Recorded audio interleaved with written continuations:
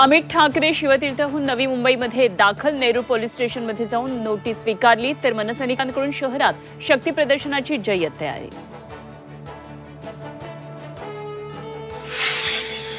भाजपला पराभूत करण्यासाठी सर्वांनी एकत्र यायला हवं ही शरद पवारांची इच्छा. राष्ट्रवादी शरदचंद्र पवार पक्षाच्या बैठकीनंतर जितेंद्र आव्हाडांची प्रतिक्रिया. मात्र मनसेकडून अद्याप कुठलाही प्रस्ताव आला नसल्याची माहिती.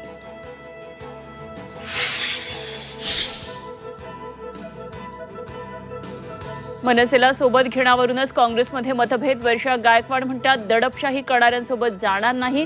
तर वडेट्टीवारांची मात्र सकारात्मक भूमिका. राज्यातील जिल्हा परिषद निवडणुका पुढे जाण्याची शक्यता. उपमुख्यमंत्री अजित पवारांनी व्यक्त केला अंदाज. आरक्षणाबाबत कोर्टात खटला. खटल्याचा निकाल लागल्यानंतर निवडणुका होण्याची शक्यता.